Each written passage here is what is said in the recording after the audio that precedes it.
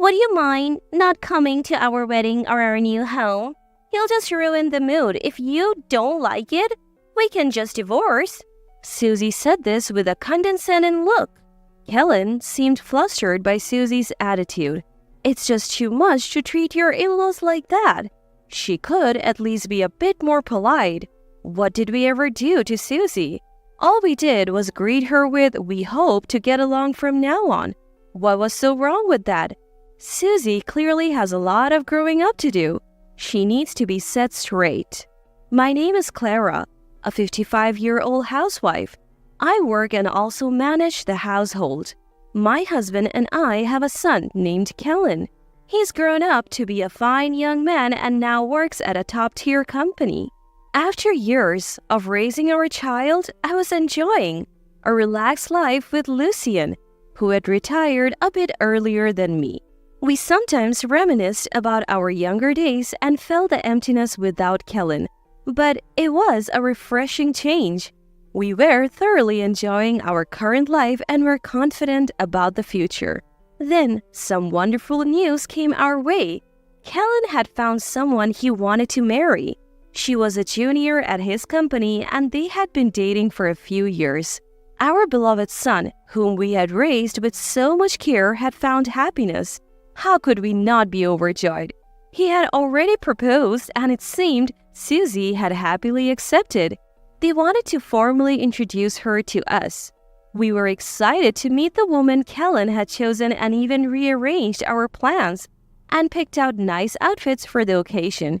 Surely if Kellen chose her, she must be a wonderful person. She's probably sweet and very feminine. I was so excited to meet her that even my colleagues noticed, saying, "You seem to be in high spirits lately." Finally, the day of the introduction arrived. We waited in a private room at the designated restaurant when Kellen and a young, lovely woman walked in. She must be the woman he wants to marry. We began introducing ourselves. "Nice to meet you. I'm Susie. I have been dating Kellen." We introduced ourselves in return, nodding politely. The conversation flowed, discussing Kellen and Susie's past. Eventually, the topic shifted to work. "I would like to become a homemaker after we marry. I believe women should support their homes." "Oh, if you ever want to work, you should. I work too." "You work even though you're a mother-in-law?" Susie looked surprised and then displeased. Did I say something wrong? I think the idea that women should only be homemakers is outdated. Women can pursue careers now. Susie's face darkened even more. Kellen and Lucien both sensed the tension. What should I do? Was it wrong to express my opinion? I hesitated, and then Susie blurted out, "You must be so pitiful." "What?" I tilted my head, not understanding. Pitiful? Why would she say that? "Isn't it happier to be a homemaker, not having to work and just staying at home? It's easier than earning money. You probably weren't allowed to, right? So sad." That's not true. I'm very happy. My job is fulfilling. Lucien has already retired, so I don't have to worry about household chores. "Wait, you work, but your husband doesn't? Aren't men supposed to earn money? It must be tough having a lazy husband." "Don't say that. We chose this life together." No matter how much we tried to explain, Susie's pitying attitude didn't change, even though it's different. We chose this life because it's what we wanted. Why do we have to be criticized like that? As I was feeling frustrated, Susie hurled even more hurtful words at us. "Susie, enough is enough. Stop disrespecting my parents."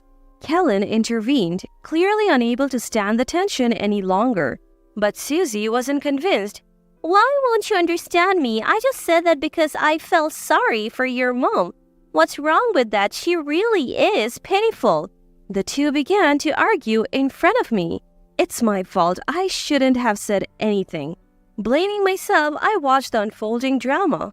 "I never thought Susie would be like this. I can't forgive you for saying that to my mom. We're calling off the engagement." As the argument heated up, Kellen's declaration left Susie in shock. "Wait, I have already told my parents and friends about our engagement. You can't just call it off." It seemed Susie had prematurely announced their engagement to everyone she knew. She approached Kellen, her face pale. I really love you, Kellen. I want to be with you. Watching her grovel was honestly nauseating, but this was too cruel. They had been doing well until now, and it seemed rash to end everything over a momentary disagreement. Maybe Susie could change, maybe she just lost her temper. Acting on fleeting emotion could have lasting consequences for Kellen's future. Kellen, why not forgive her? She's apologizing. I don't mind. I'm sure Lucien feels the same, right? Lucien nodded. Yes. It seemed he understood my perspective.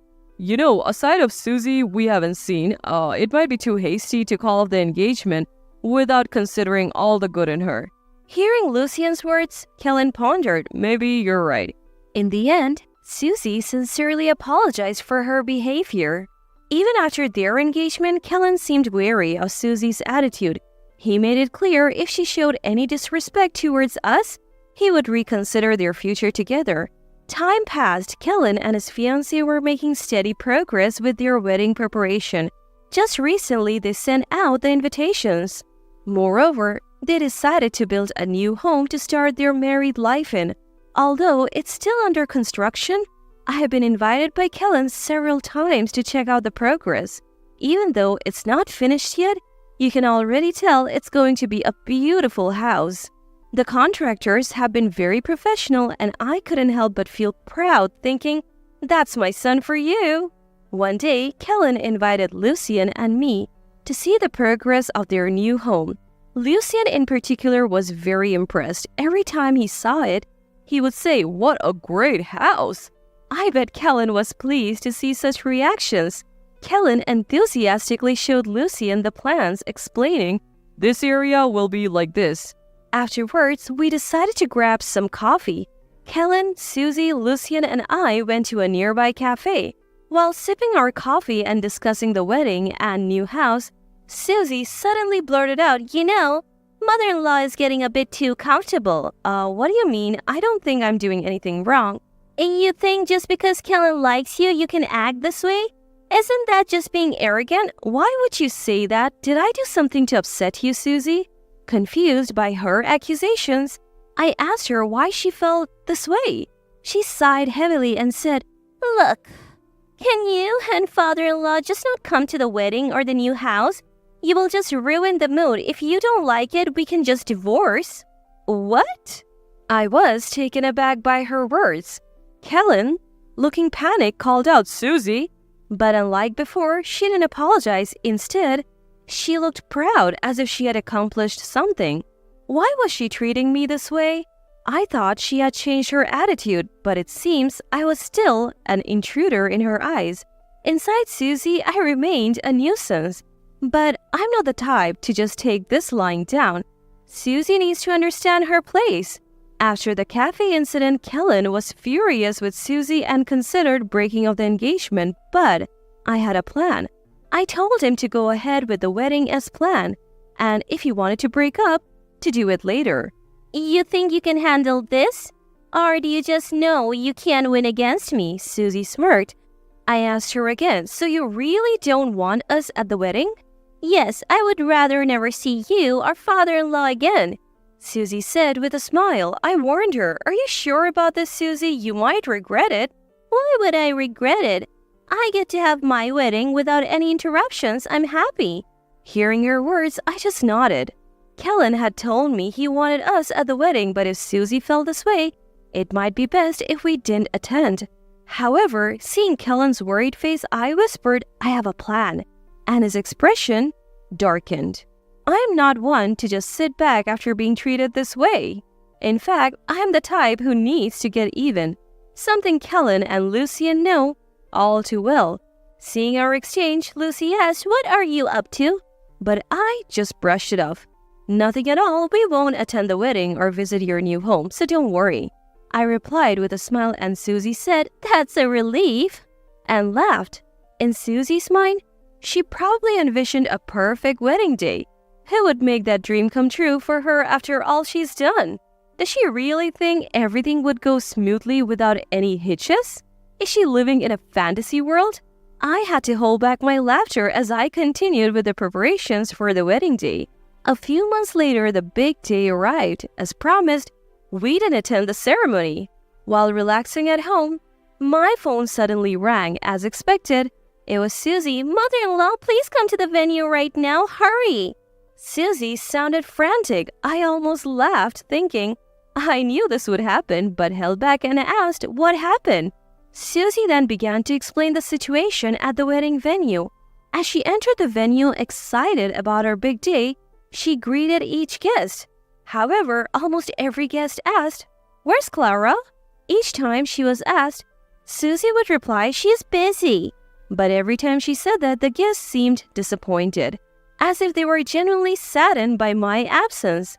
At first, Susie could handle it, but as more and more guests asked the same question, it became too much for her. Even her close friends asked, "Isn't Clara coming?" Reaching her breaking point, Susie shattered a wine glass on the floor and shouted, "Why is no one paying attention to me, the bride?" In her frustration, she even bad-mouthed me, saying, "What's so great about that old lady?" The atmosphere in the venue turned icy. Whispers began to circulate that Susie had intentionally not invited me. The mood of the wedding was ruined. Despite being the bride, Susie was met with cold stares. She felt uncomfortable as guests whispered about her. "Please come and fix this. It's all because of you, mother-in-law." Susie's voice was filled with anger and blame. Who would want to go after being spoken to like that? If you're asking for a favor, shouldn't you ask nicely? Maybe apologize like you did before? "Why should I do that for someone like you, mother-in-law? Hurry up, I'm about to change my dress. Do you want me to go back into that awful atmosphere? I'm the star today." She must have been really struggling with the mood at the venue. No matter what I said, all Susie could say was, "Come quickly." I couldn't help but chuckle at her desperation. Certainly being treated like an outcast on one's wedding day, a significant moment in life, must be tough. Feeling sorry for Susie, I promised to come to the venue. Relieved, Susie took a deep breath. Lucien and I dressed in our finest attire and headed to the venue mentioned in the invitation. I must admit, my son chose a wonderful place. The venue's interior was neither too lavish nor too simple, making it very comfortable. As we arrived in the waiting room, Susie approached, saying, "You finally made it." Led by Susie into the hall, the moment the guests saw me, they flocked around. "It's Clara, the real deal." "It's an honor to see you." "We thought we wouldn't see you today." Seeing the guests showering me with such admiration, Susie looked utterly bewildered. "Why is everyone fussing over mother-in-law? I'm the bride today." One of the guests offered some advice, leaving Susie in shock. "There is a reason I am so adored. I am the CEO of a major global corporate group." While Susie seemed unaware, I have been interviewed on TV and in magazines multiple times, making me quite famous domestically. Most guests probably attended the wedding more in hopes of seeing me than celebrating Susie's big day. Unaware of this, Susie's derogatory comments about me in front of the guests were about to backfire. "That's not fair." Discovering my unexpected trump card, Susie collapsed in disbelief. Who's the real victim here? The wedding proceeded without further issue, but Kellen eventually broke off the engagement with Susie. Though Susie's attitude towards me changed, often calling me the best mother-in-law ever, it seemed she couldn't undo the discomfort she had caused. Susie was held responsible for the wedding expenses and the cost of the under-construction house. Rumors spread about Susie's terrible behavior towards me, leading her friends to distance themselves. Even her parents were outraged, making her home life unbearable. Meanwhile, I am nearing retirement and have been preparing for my successor. Kellen, having gained experience and knowledge in a top-tier company, is the obvious choice. My family and employees are my cherished companions. I intend to protect and care for them as much as possible.